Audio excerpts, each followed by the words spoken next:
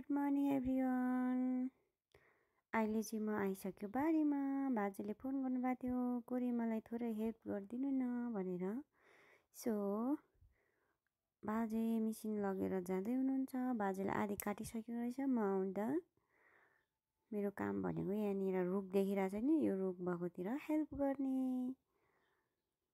अनि आज सयपरसको गहुँ कसरी काट्दैछ म त हजुरहरूलाई सेयर गर्नेछु।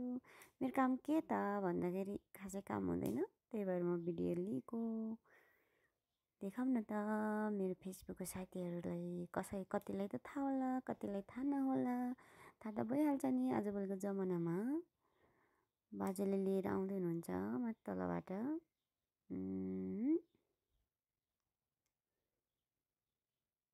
अनि बाजेले 80 वर्ष पुग्यो। 80 वर्ष पुग्दा पनि हि इज स्टिल स्ट्रङ हुनुहुन्छ। बाजेको बुढीले पुग्यो 83-84 वर्ष। She is already strong, still strong हुनुहुन्छ। अनि यहाँ बाजेले यसरी मिसिन चलाउँदै हुनुहुन्छ। यो अगाडि रुख देखेको छ, त्यहाँनिर चाहिँ मेरो काम आउँछ। रुख जहाँनिर रुख छ त्यहाँनिर मेरो काल आयो भन्दै हुन्छ। त्यहाँनिर चाहिँ मैले असार पसार गरेर सघाउनु पर्छ। अहिले चाहिँ मेरो काम छैन, त्यही भएर म भिडियो लिँदैछु। मेरो भोइस राम्रो छैन, त्यसैले मेरो भोइसलाई चाहिँ इग्नोर गरिदिनु होला। अनि मेरो च्यानलमा नयाँ हुनुहुन्छ भने सब्सक्राइब गरिदिनु होला। भिडियो मन परे लाइक, सब्सक्राइब, कमेन्ट गरिदिनु होला। हाम्रोतिर चाहिँ हामीले हातले कति काट्नुपर्छ, तर यहाँ चाहिँ मिसिनले काट्नुहुन्छ। अनि म चाहिँ कहिलेकाहीँ यसरी सघाउँदाखेरि भिडियो लिने गर्छु। बाजे माथि पुग्यो, अब त्यसले फेरि यस्तो प्रकारले यस्तो ठुलो चौर छ कि कुरै नगरौँ। अनि यस्तो बाजेको यहाँनिर मिसिन छ, यता उतापट्टि चाहिँ मैले देखाइनँ। मिसिन छ, 3-4वटा गाडी छ, के देखाउनु त्यतातिर ग्याजङ छ। सो अब मेरो काम भनेको भिडियो गर्ने। राउन्ड हान्दै हुनुहुन्छ बाजे। कस्तो लाग्छ अब यहाँनिर सोच्नुहुन्छ बाजे कता जाने भनेर, तलबाट जाऊँ कि माथिबाट जाऊँ भन्ने सोच्नुहुन्छ। कता जाँदा बेटर हुन्छ सोचेर लानुहुन्छ।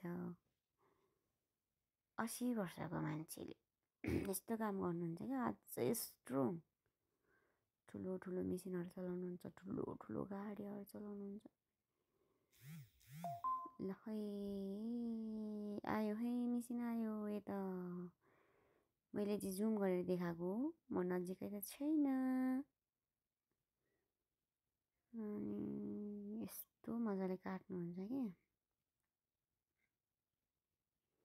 यहाँ बिच्चा बिच्चामा रुखहरू देखिरहेछ नि, त्यो रुखमा सानो बदाम जस्तो उयो फल्छ। त्यसलाई पनि बेच्नुहुन्छ है यिनीहरूले, झारेर अनि बेच्नुहुन्छ। पैसै पैसा क्या।